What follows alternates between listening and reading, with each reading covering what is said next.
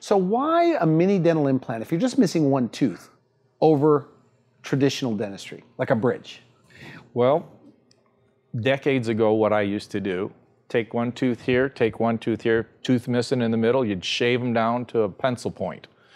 Then you'd take an impression, put on a bridge that's 3 solid teeth. Then you're asking the teeth to take the load of 3 teeth for 2. Now, it's so simple. We take an impression, no anesthetic or anything. Next visit, we put it in with a guide. Like a dental implant? A dental implant right in with a guide, and then the final restoration right then and there is cemented. So it literally, when we do a single tooth like that in the front of the mouth, it takes me maybe 10 minutes, whereas before it would take me an hour, hour and a half just to do that. I mean, would you rather sit in the chair for 10 minutes or an hour and a half? I haven't found one patient yet that tells me, Doc, that wasn't long enough. I need to sit in the chair more.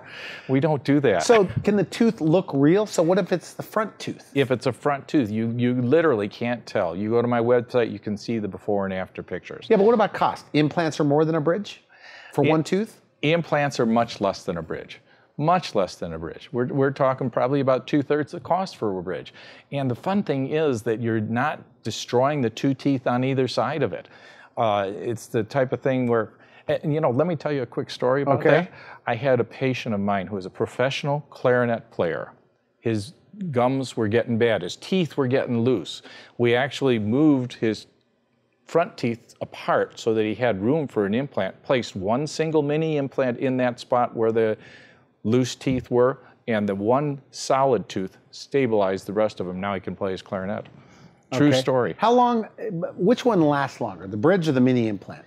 The bridge on average, and this is from the insurance statistics, 7 years. Every 7 years, a bridge is usually replaced. And that's sad. And a mini dental implant, well, I could tell you about my dad. His were traditional implants, but I placed my first implants on my dad in the 80s. And he passed on when he had them almost at the turn of the century. So he had them for over 20 years. So mini implants could last as long as you last? Absolutely, absolutely. So would you say, and I know you do bridges, you say, in your practice, but no, without question, you're saying a mini implant's always better?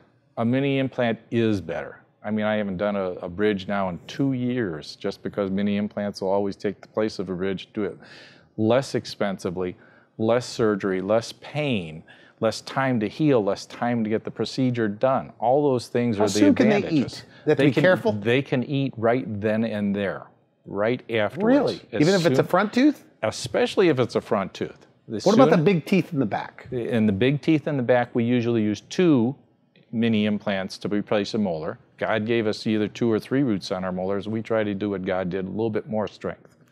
So, and in the back, you still can do the same thing. You can still eat the same day. You do that frequently? Absolutely, all the time. Same day? Same day, same day. What about the pain? It's excruciating? I'm saying that as a joke because you say it's like I'm telling you the truth. Most of the time, patients have absolutely no pain at all. And if anything, aspirin or an Advil. So, and it works. It works good.